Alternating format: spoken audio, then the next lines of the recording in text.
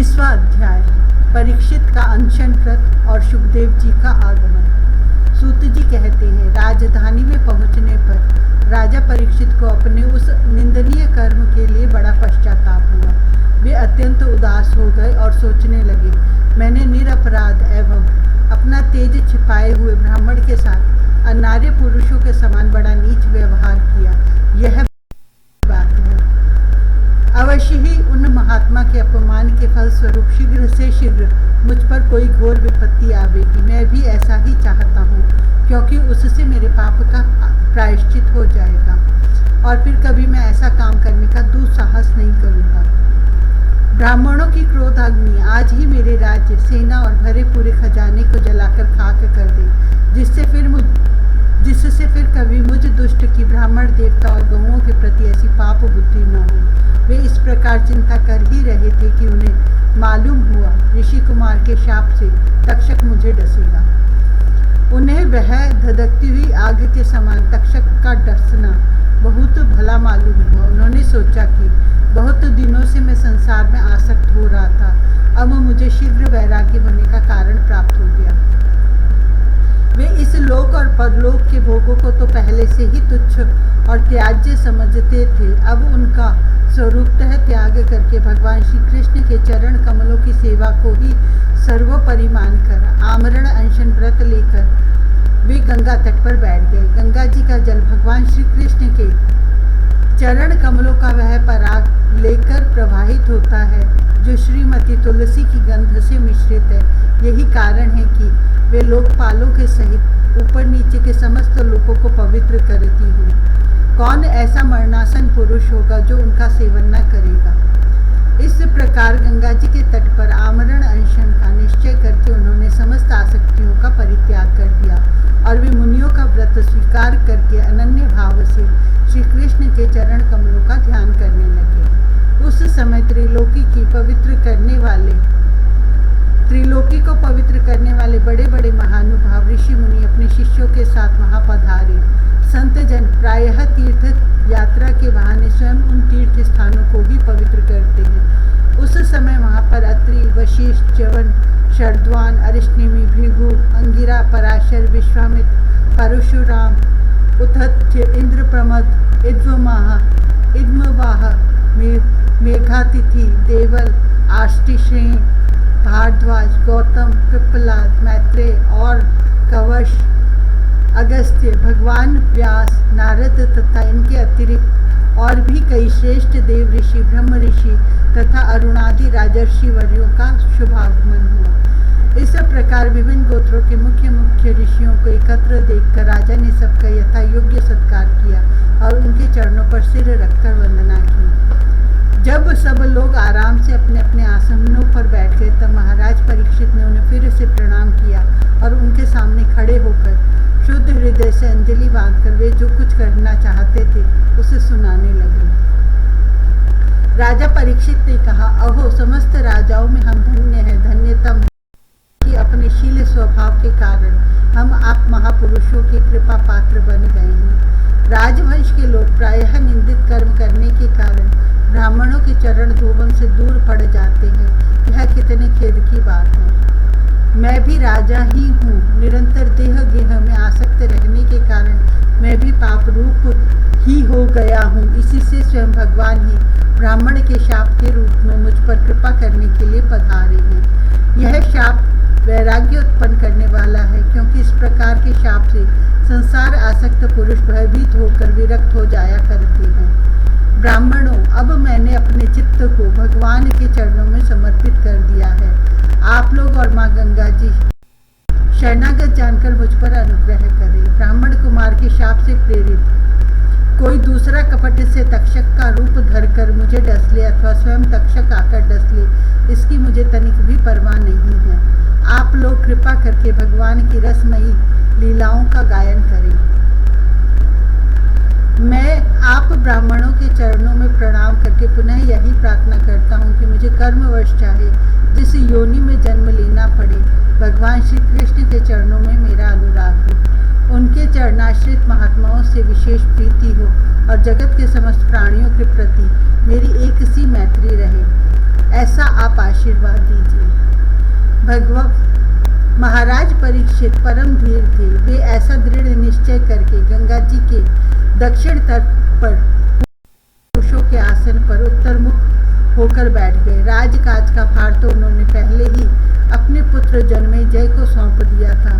पृथ्वी के एक छत्र सम्राट परीक्षित जब इस प्रकार आमरण अनशन का निश्चय करके बैठ गए, तब आकाश में स्थित देवता लोग बड़े आनंद से उनकी प्रशंसा करते हुए वहां पृथ्वी पर पुष्पों की वर्षा करने लगे तथा उनके नगारे बार बार बजने लगे। सभी उपस्थित महर्षियों ने परीक्षित के निश्चय की प्रशंसा की और साधु साधु कहकर उनका अनुमोदन किया। ऋषि लोग तो स्वभाव से ही लोगों पर अनुग्रह की वर्षा करते रहते हैं। यही नहीं, उनकी सारी शक्ति लोग पर कृपा करने के लिए ही होती है। उन लोगों ने भगवान श्री कृष्ण के गुणों से प्रभावित परीक्षित के प्रति उनके अनुरूप वचन कहे। राजर्षि शिरोमणि, भगवान श्री कृष्ण के सेवक और अनुयायी आप पांडुवंशियों के लिए यह कोई आश्चर्य की बात नहीं है, क्योंकि आप लोगों ने भगवान की सन्निधि प्राप्त करने की आकांक्षा से उस राज सिंहासन का एक क्षण में ही परित्याग कर दिया जिसकी सेवा बड़े बड़े राजा अपने मुकुटों से करते थे।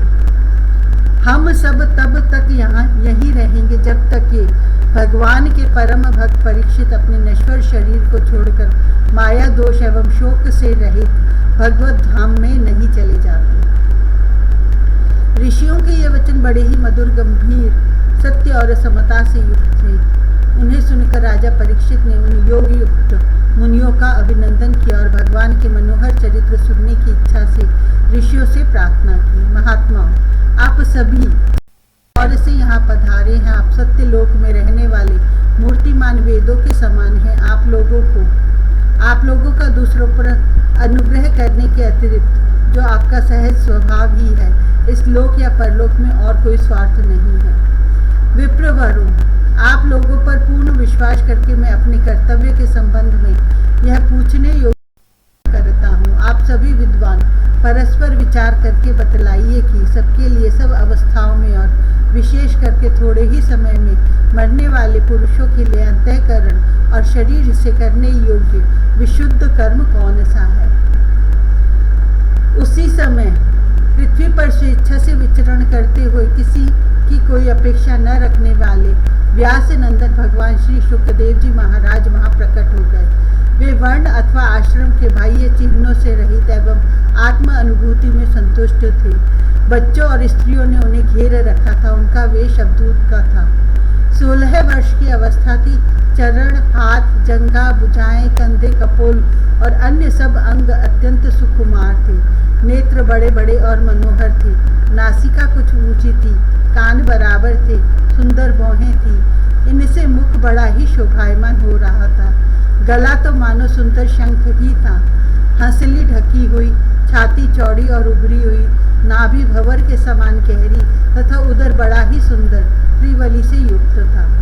लंबी लंबी भुजाएं थी। मुख पर घुंघराले बाल बिखरे हुए थे।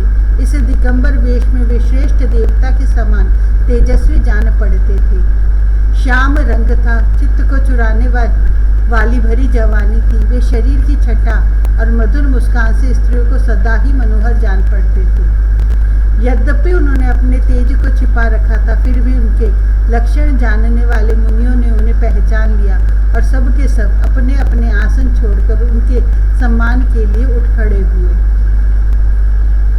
राजा परीक्षित ने अतिथि रूप से पधारे हुए श्री शुकदेव जी को सिर झुकाकर प्रणाम किया और उनकी पूजा की। उनके स्वरूप को न जानने वाले बच्चे और स्त्रियां उनकी यह महिमा देखकर वहां से लौट गए। सबके द्वारा सम्मानित होकर श्री शुकदेव जी श्रेष्ठ आसन पर विराजमान हुए। ग्रह, नक्षत्र और तारों से घिरे हुए चंद्रमा के समान ब्रह्म ऋषि, देव ऋषि और राज के समूहों से आवृत श्री शुकदेव जी अत्यंत शोभायमान हुए। वास्तव में वे महात्माओं के भी आदरणीय थे।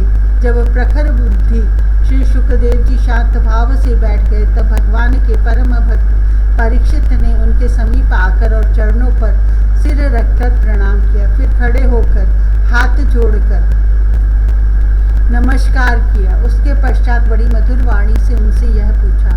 परीक्षित ने कहा, ब्रह्म स्वरूप भगवान, आज हम बड़भागी हुए, क्योंकि अपराधी क्षत्रिय होने पर भी हमें संत समागम का अधिकारी समझा गया।